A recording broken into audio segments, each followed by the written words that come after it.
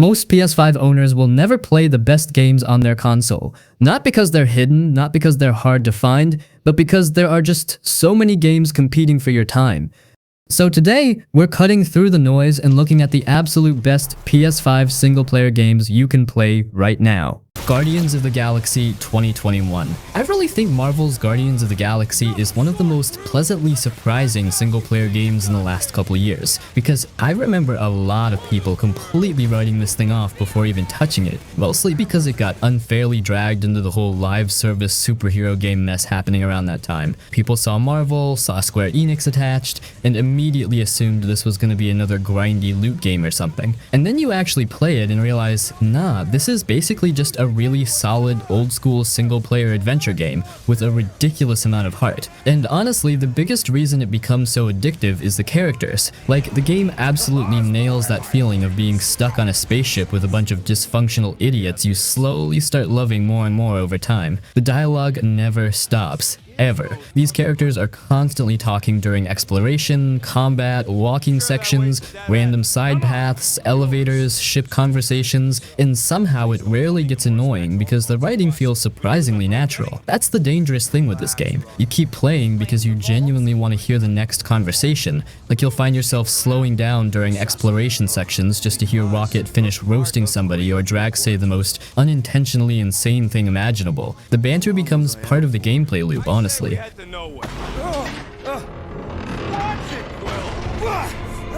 And the game is way bigger than I expected too. People kind of forget this because it's not open world, but the adventure itself feels huge. Different planets, giant cities, weird alien environments, massive set pieces, ship sequences, creature encounters. The game constantly changes scenery enough that it keeps pulling you forward. Every few hours there's some completely different environment or gameplay gimmick thrown in. I also think the pacing is really strong because it balances quieter moments with total chaos really well. One second you're walking through the Milano talking to the crew about random nonsense, then suddenly there's this gigantic combat encounter with explosions everywhere and licensed music blasting in the background.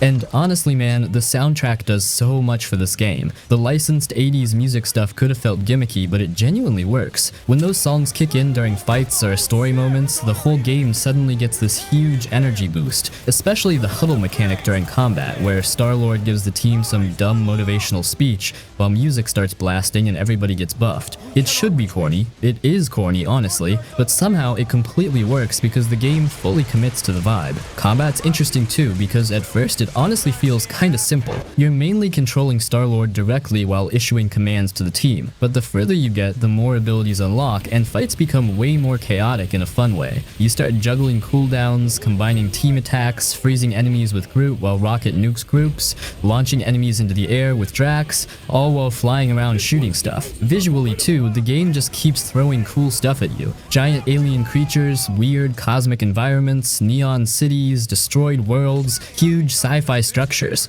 There's always some new visual spectacle around the corner, which makes it really easy to keep saying, alright, one more chapter.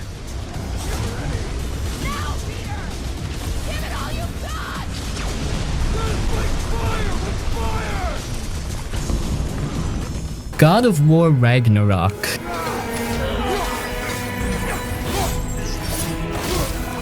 You're back as Kratos, but this time things feel even more personal. He's not just out here smashing gods anymore, but dude has a boy now and someone really trying to do better. And his son Atreus has grown up. He's not a little kid anymore. He's starting to push back, ask questions, and I think annoy Kratos a bit more. But honestly, the combat and the bosses are the real deal here because, wow, it's even better than the 2018 game. You still got the Leviathan Axe and the Blades of Chaos, but now they've added more depth, more abilities, more enemy types. The fights feel heavy and brutal, but also smooth and clean, and it's not just button mashing. You gotta dodge, parry, mix up your weapons, and use your gear smart. Plus, you can upgrade everything and tweak your playstyle however you want.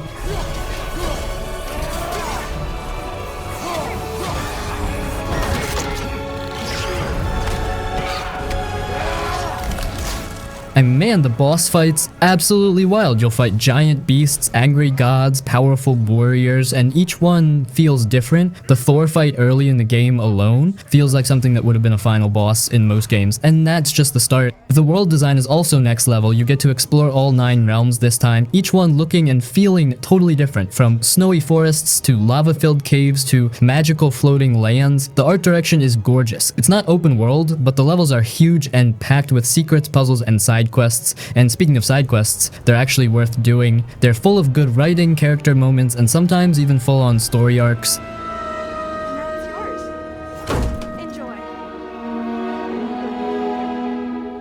And of course, the presentation is insane. The music, the voice acting, the camera work, it's all top shelf. The whole game is done in that one-take camera style, like the last one, and it makes everything feel seamless. No loading screens, no breaks, just smooth, non-stop storytelling and action.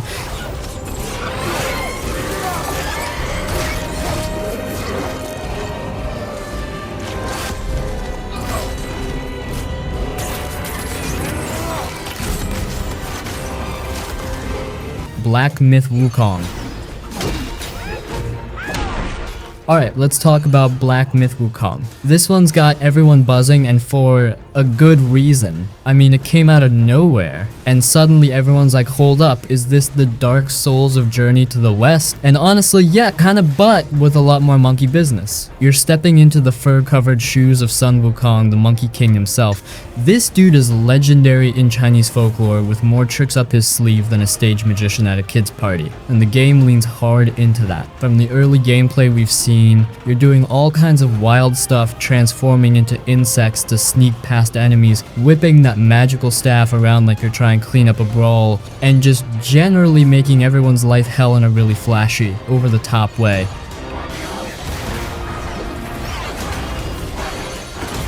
Graphically, this game is a chef's kiss. We're talking some of the most stunning visuals I've seen. The fur on Wukong's arm, unreal detail, the environments, out of this world. It's got this vibe like you're stepping straight into a mythical painting, but with more action and honestly, a lot more gore. But it's not just about looking pretty, the combat looks fierce. It's like a perfect blend of speed and precision, where you're reading enemy patterns, dodging and countering at the last second, and then slapping them back with some insane moves that only a Monkey King could pull off. And let's not even get started on the bosses. From what's been teased, these aren't your run-of-the-mill, hit him 3 times in the glowing weak spot kind of bosses. No, these are the types that make you rethink your life choices. They're big, brutal, and they don't mess around. One minute you're fighting some giant wolf demon, and the next you're squaring up against an army of soldiers who are not impressed with your monkey antics. It feels like a challenge where every fight is gonna have you on the edge of your seat, white-knuckling your controller.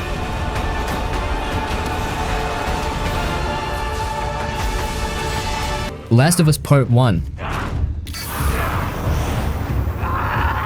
Straight up, one of the most important games PlayStation's ever put out. It dropped in 2013, and even now, in 2025, people still talk about it like it just came out, and for good reason. This game hit like a truck back then, and it still hits just as hard today. Now the basic stuff, you play as Joel the dad, this rough, quiet guy who's lost everything when the world goes to hell. Then you meet Ellie, a teenage girl who might be the key to saving what's left of humanity. Joel gets stuck with the job of smuggling her across the country, and from there, man, the journey they go on is wild. Not just the places they travel through, but the way their bond slowly builds over time. They go from total strangers to something that feels like family. You know, I've never been this close. It's the outside. This game is all about story and emotion. Yeah, there's action and infected creatures and all that, but the real magic is in the quiet stuff. The little talks they have while walking, the broken down cities they explore. And the writing, still some of the best in any game, period. It never feels fake or overdone. It's raw, simple, and real. Joel's tough but broken. Ellie's funny, curious, and way tougher than she looks. You feel every choice, every loss, every moment between them. Don't tell me that I would be safer with someone else, because the truth is I would just be more scared. Gameplay-wise, it's a survival action mix. You sneak around, craft stuff, use every bullet carefully. The combat is brutal, not flashy, not fun in the usual sense, just desperate and messy, which fits the world perfectly. You're not a superhero here, you're just trying to survive. The environments are unforgettable. Cities overgrown with plants, flooded buildings, snowy forests. Every place tells a story just through how it looks. You're not just running through levels. You're living in this broken world for a while and it stays with you. You make every shot count. I got this. The Witcher 3. The Witcher 3 is honestly one of those rare games that just pulls you in and doesn't let go. The world is massive, but not in a way that feels overwhelming. It's more like wherever you go, there's a new story, a hidden detail, or something that makes you feel like you're in a living, breathing world. If we talk about the combat, then it's pretty cool, with a mix of swordplay, magic, and potions, though it can feel a little repetitive if you're just slashing away. But what stands out for me is how every decision you make actually feels like it matters. Go away, or I'll kill you. You think you're just choosing between a couple of dialogue options, and then 5 hours later you're dealing with the consequences in ways you didn't expect. It's got that kind of depth. Honestly, there's a lot to talk about as every gaming feature such as environment, characters, story, open world, and much more are perfect in Witcher 3. Sure, for some players the initial hours are boring, but I just don't know how people can ever hate this game after finishing it. Witcher has been one of the most iconic titles of all time. A lot of RPGs have taken inspiration from it. There's even a TV series starring Henry Cavill, and don't even get me started on the books. If you guys ask me, then I just want to say that if you are looking for some deep open world RPG where every feature is perfect, then Witcher 3 will be a great choice. If you are getting bored in the first few hours, then wait for it, because the game definitely gets better.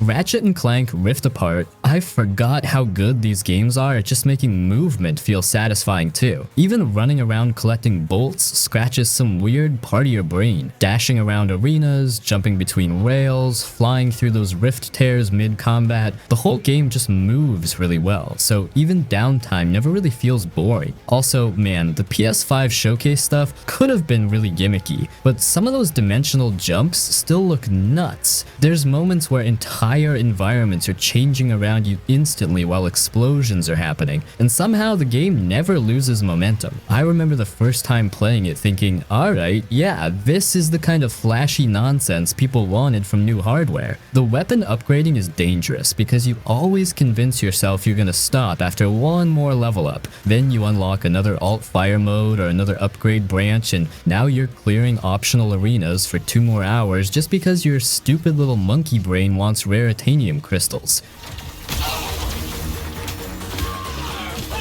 And the game is just super likable, honestly. That matters more than people realize. Ratchet games have this big, colorful Pixar energy adventure vibe where hanging around the world itself is fun. Rivet was cool immediately, the music's great, the humor mostly lands, and visually the whole thing looks ridiculous half the time. There's so much stuff flying around on screen during combat, and somehow it still feels clean. Also, the amount of particle effects in this game is actually stupid, like genuinely stupid. Every gunfight looks like somebody detonated a fireworks factory. Bolts flying everywhere, enemies exploding, giant laser beams crossing the screen, little gadgets running around attacking things for you. It's sensory overload in the best way. And that's kind of why the game becomes addictive. It never really exhausts you. Some huge AAA games start feeling like work after a while, with giant maps and crafting menus and checklist nonsense. Rift Apart just keeps throwing cool toys and fun levels at you for like 15 straight hours. Please, that's not listening.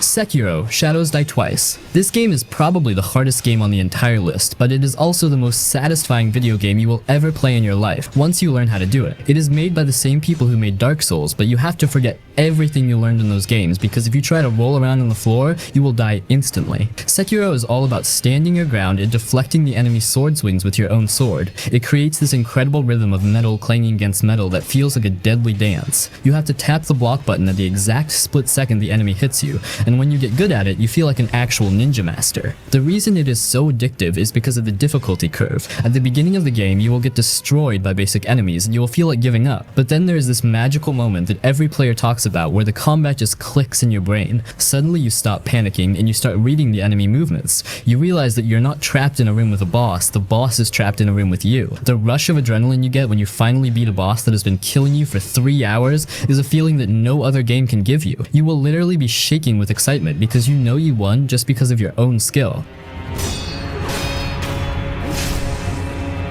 You play as a shinobi with a prosthetic arm that has all these cool gadgets in it. You can shoot fire or throw shurikens or use a spring-loaded axe to break shields. You also have a grappling hook that lets you zip around the rooftops like Spider-Man, which makes the exploration feel super fast and vertical. The levels are beautiful versions of feudal Japan with burning castles and snowy mountains and giant snakes. Since you are a ninja, you can sneak around and stealth kill enemies if you want to thin out the herd before the real fight starts. The coolest mechanic is right in the title, because if you die, you can actually resurrect yourself right on the spot. This lets you play mind games with the enemies because they will turn their backs on your dead body and think they won, and then you stand up and stab them in the back. It gives you a second chance to fix your mistakes. The sword fighting is so sharp and precise that once you beat the game, you will immediately want to start a new game plus just to bully the early bosses that gave you trouble the first time. It demands your full attention and refuses to hold your hand, and that is exactly why you cannot stop playing.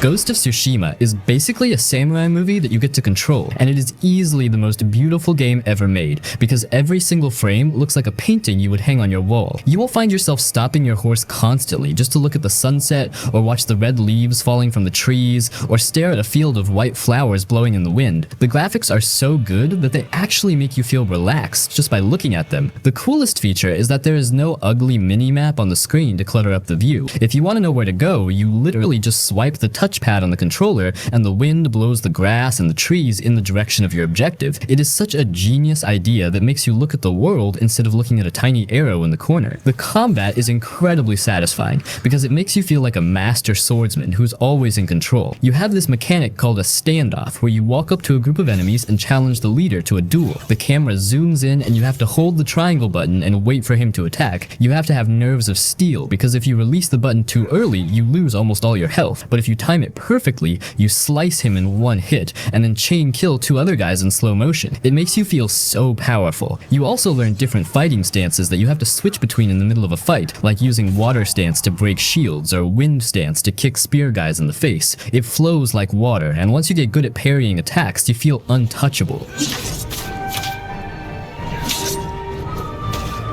The story is actually really deep because it is all about the struggle between following the rules and doing what is necessary to save your home. You play as Jin Sakai, and you have to decide if you want to fight with honor like a samurai or use stealth and poison like the Ghost. The game does not judge you, but the characters around you react to how brutal you are becoming. You start using smoke bombs and assassinations, and your uncle gets so disappointed in you, and it is genuinely sad to watch their relationship fall apart. But the most addictive part is just exploring the island, because there are so many secrets that are actually fun to find. You will see a golden bird flying in the sky, and if you follow it, it leads to a hidden hot spring where you can rest and increase your health. Or you might see a cute little fox jumping around, and if you follow the fox, it leads to a shrine and then lets you pet it afterwards. Petting the fox is honestly the highlight of the game. It is the perfect mix of zen exploration and violent sword fighting, and you will want to clear every single fog patch on the map before you finish the story.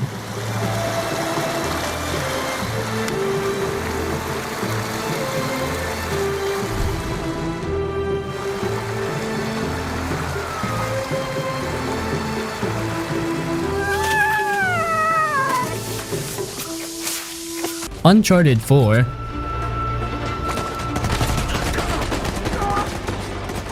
And if you have been playing the Uncharted series since the starting days, you must know how big of an influence these amazing games had as a whole on the newer PlayStation games, especially Uncharted 2. And here we are going to talk about the best of all, well, at least for me, which is Uncharted 4. This game still plays and looks like it could be a next-gen title. The fluid animations, the set pieces, the pacing, everything was perfect. It's the last big chapter for Nathan Drake, and you can feel that from the start. He's not the young wild guy he used to be. He's older now, trying to live a quiet life with Elena, but deep down, you know he misses the thrill. So when his brother Sam shows up asking for help, Nate jumps back in. One more adventure. And honestly, it's his best one. The game takes you all over the world, from muddy jungles to crazy pirate ruins, and every place looks insane. And you know that jeep chase in Madagascar is still one of the coolest moments in any game. And the whole pirate treasure hunt thing, it just keeps getting bigger and crazier as the game goes on. And for the gameplay, everything's smoother here, gunfights feel clean, you can go loud or stealthy, and it's actually fun either way. The climbing feels more natural than before. And then there's the grappling hook, which might sound like a small thing, but it adds so much to how you move. You're swinging across gaps, climbing faster, pulling off cool stunts. It's just fun to control. The exploration is a big deal too. It's not a fully open world, but the levels are wide enough that you can take your time, look around, and find hidden paths or optional stuff. And the visuals, crazy. This was a PS4 game, but it still holds up with modern stuff. The water, the lighting, the little details in buildings. Naughty Dog didn't mess around. So yeah, Uncharted 4 isn't just one of the best PlayStation exclusives, it's one of the best games, period. Great story, fun gameplay, beautiful visuals, and an ending that actually feels like an ending. If you've never played it, you're missing out.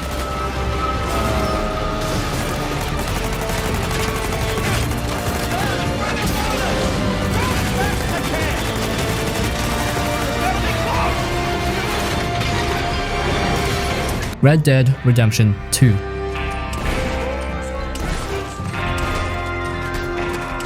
Yeah, not a PlayStation exclusive, but let's be honest, this thing owned the PS4 generation, straight up. It was the only Rockstar game made specifically for PS4, and they went all out with it. Like, this isn't just one of the best games on PS4, it's one of the best games ever made, for me and for a lot of people. Now, of course, the basic stuff, you play as Arthur Morgan, part of the Vanderlyn gang, living that outlaw life while the world around you starts moving on. It's not just a cowboy story, it's a slow burn about loyalty, regret, and watching your way of life fade away. Arthur starts out kind of rough, but by the end, man, you feel everything he goes through. His whole arc is just real. By the time those credits roll, you're not just playing a game anymore, you're saying goodbye to someone.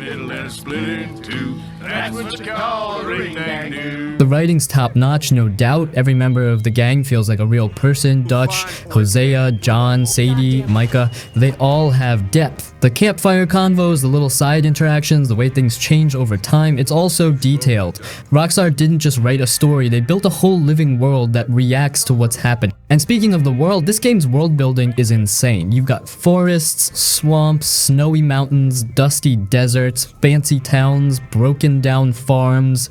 It all feels alive. Animals roam around, weather changes everything. NPCs have full schedules and react to your actions. You can ride for hours and still find stuff you've never seen. It's probably the most believable open world ever made. Hi there, mister. Hey there. Hello. Hey there, mister. Gameplay-wise, yeah, it's slower than most modern stuff, but that's the point. It's not about rushing through missions. It wants you to live in the moment. Take care of your horse, hunt for food, clean your guns, shave your beard. It's all little stuff, but it adds up and makes the world feel real. You're not just blasting through a checklist, you're living Arthur's life. And visually, even now in 2025, Red Dead 2 still looks better than most new games. The lighting, the animations, the way the mud clings to your boots or how snow reacts to your footsteps, it's all next level. The amount of detail is just unreal. What matters? Do as you're goddamn told. It is us or him. Returnal. let's dive into Returnal. This one's a wild ride from start to finish, and if you're into games that make you rethink your life choices, then oh boy does this one deliver. So, you're Salim, an astronaut crash landing on this eerie, ever-changing alien planet called Atropos. And right off the bat, you're thrown into this time loop where dying isn't just a minor setback, it's like the whole game is built around this mechanic. You're going to die, a lot. And each time you do, you wake up right back at the start of your journey, but with new insights and a slightly different landscape to explore. It's kinda like Groundhog Day, but with more space monsters and less Bill Murray. The first thing that hits you about Returnal is its atmosphere. It's haunting and beautiful in a way that sticks with you. The alien world is just as deadly as it is mesmerizing, with biomes that shift and change, creating a sort of labyrinthine feeling where you're never quite sure what's around the corner. The PS5's hardware really makes this thing pop, with its quick load times and the DualSense controller making those alien squelches and gunshots feel shockingly immersive. Now, the combat, oh man, it's frenetic and challenging, like they took every tough as nails roguelike you've ever played, threw in some bullet hell elements, and then wrapped it all up in a sci-fi setting. You're dodging, weaving, and shooting with a huge arsenal of weapons that you can mix and match to fit your playstyle. The weapons are cool, each with its own unique abilities, and they drop randomly, which keeps you on your toes. The story's a trip too. It's not just mindless action, there's a deep, existential element to it. As you progress, you unravel more about Salim's backstory and the planet's dark secrets. It's all about isolation, trauma, and the struggle to break free from an endless cycle. And the way it unfolds is both compelling and eerie. The lore of Atropos is twisted and intriguing, and it'll keep you guessing as you piece together the narrative through cryptic messages, haunting visions, and those wonderfully weird alien artifacts. But let's be real, Returnal isn't for everyone. The roguelike nature means you're constantly starting over, and that can be brutal. If you're not into that kind of grind, this game can feel more punishing than rewarding. And even if you are into it, the difficulty spikes can be a bit much sometimes. But if you're up for a challenge and don't mind a bit of repetition, the sense of accomplishment from finally making progress is pretty satisfying. So yeah, Returnal is intense, beautiful, and a bit maddening. It's one of those games where every victory feels hard-earned and every defeat makes you want to try again. If you're looking for something that'll push your limits and keep you coming back for more, give it a shot. Just be prepared to lose track of time and maybe your sanity as you dive into its twisted alien world.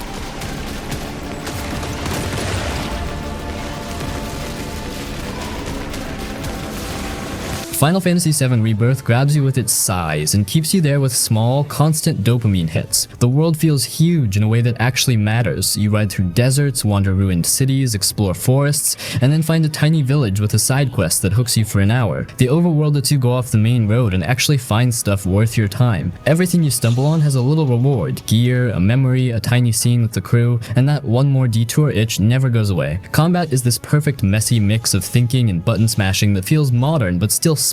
You can flow into fast attacks and dodges, but the ATB style system sits underneath and rewards planning. Use a limit break, switch character mid-fight, throw a spell, then finish with a huge cinematic. The game hands you options and then asks you to make combos look cool. Boss fights push you to learn patterns while also letting you feel powerful when you pull off the right rotation. Upgrades, materia, and new weapons keep you tinkering with builds, so you always want to test one more setup. Character stuff is huge. The party is loud and human and messy. The way the game drops little character beats while you're just wandering or doing a side mission makes the whole cast feel alive. You do a tiny mini game with someone, you get a cutscene with another, you laugh, you get stirred, and suddenly you care about random NPCs. Those small emotional moments add up and make you want to keep playing because you want to see what the group does next.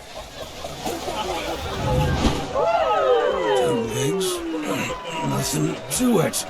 That said, some people complain there are too many minigames and filler quests. I get it, and I agree, it can break the story pace a lot. One minute you're right in the middle of something huge, and the next minute you're doing a weird fetch quest or a batting cage challenge that feels like window dressing. It interrupts the momentum, and if you're chasing the main plot, it can feel annoying. Even so, it's not a deal breaker. The game is still great. The filler gives you ways to relax, make cash, or find a cool weapon, and honestly, some of the side nonsense is fun in a dumb way. If the pacing bothers you, there's an easy fix. Do 2 runs. sections. One playthrough focused on main story beats and pushing the plot forward, and another playthrough for the side content, minigames, and everything else you skipped. That way you get the best of both worlds, a tight story run and a separate run where you can poke at every corner of the world. Visually, the game is slick. Close-ups, facial animation, weather, and lighting, all of it looks like it belongs in a big budget show. The team used the hardware well, so most of the time everything feels smooth and alive. There are plenty of flashy cinematic beats that make combat and story moments feel huge, but the non-stop visual polish is what makes wandering around actually fun instead of boring. Rebirth is addictive because it stacks tiny rewards on top of big ones. You get a story chunk that matters, then you get a cool weapon, then a new skill, then a side scene that makes you smile, and you keep chasing those hits. If you like games that mix big, sweeping moments with tiny personal ones and keep giving you reasons to poke everything on the map, this one will eat your free time without shame.